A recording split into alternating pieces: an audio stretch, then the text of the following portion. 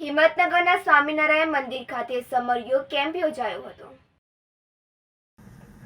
સાબરકાંઠા જિલ્લાના હિંમતનગરના સ્વામિનારાયણ મંદિર ખાતે ગુજરાત રાજ્ય યોગ બોર્ડ ગાંધીનગર દ્વારા સમર યોગ કેમ્પનું આયોજન કરવામાં આવ્યું હતું, જેમાં 7 થી 15 વર્ષના બાળકો માટે નિઃશુલ્ક યોગ અને સંસ્કાર શિબિર યોજાઈ હતી।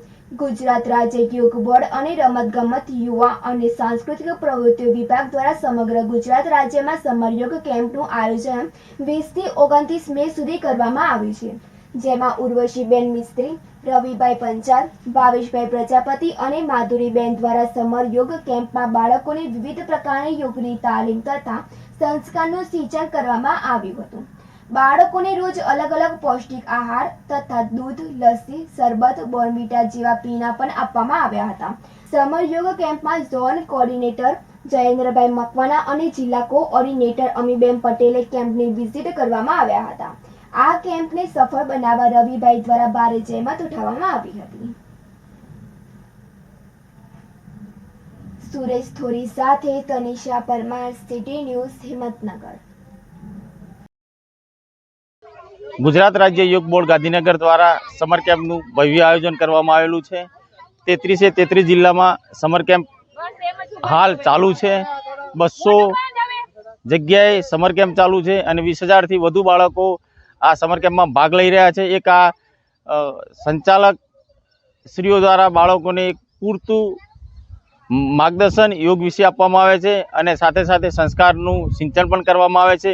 મોબાઈલ જેવી દુષ્પ્રેરણા જેવી ગતિઓને રોકવા માટેનું અમારું એક કાર્ય છે, પ્રયાસ છે। તો આ સમગ્ર 20 તારીખથી અને 29 તારીખ સુધી 10 દિવસ સુધી આ યોગનો પ્રચાર અને સમર યોગમાં બાળકો ખૂબ ઉત્સાહથી ભાગ લઈ રહ્યા છે। એમને સ્વાદિષ્ટ અને પૌષ્ટિક નાસ્તો પણ આપવામાં આવે છે 10 દિવસ સુધી અને બાળકો સમગ્ર 33 જિલ્લામાં 20,000 થી વધુ બાળકો પણ આમાં ભાગ લઈ રહ્યા છે અને બાળકો આનંદિત છે। અત્યારે હાલ સાબરકાંઠામાં કાંકણોલ સ્વામિનારાયણ મંદિરમાં પણ આ સમર કેમ્પનું આયોજન છે। એની મુલાકાતે જિલ્લા કોઓર્ડિનેટર અને ઝોન કોઓર્ડિનેટર અને તમામ સંચાલકની ટીમ અહીં ઉપસ્થિત છે।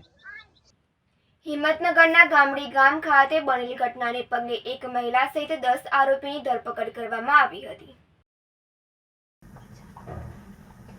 હિંમતનગરના ગામડી ગામ પાસે અકસ્માતનો મામલો બન્યો હતો, જેમાં સાબરકાંઠા જિલ્લા પંચાયતના સદસ્ય અને પૂર્વ ઉપપ્રમુખ સહિત 42 સામે નામજોગ ફરિયાદ નોંધાવી હતી અને ગામભોઈ પોલીસ સ્ટેશનમાં 42 સહિત 700ના ટોળા સામે ફરિયાદ નોંધાઈ હતી।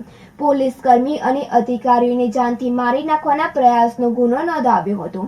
ગામડી ગામમાં ગઈકાલે અકસ્માત બાદ ટોળાએ પોલીસ વાહન સળગાવી અન્ય વાહનોને નુકસાન કર્યું હતું, જેમાં અકસ્માતને લઈને ટોળાએ રોડ ચકચામ કરી નાખતા પોલીસે ટોળાને વિખારવા જતા પોલીસ કર્મી ઉપર પથ્થરમારો કર્યો હતો।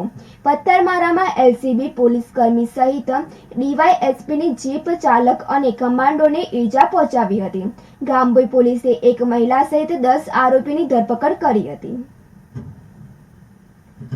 સુરેશ થોરી સાથે તનિષા પરમાર, સિટી ન્યૂઝ, હિંમતનગર।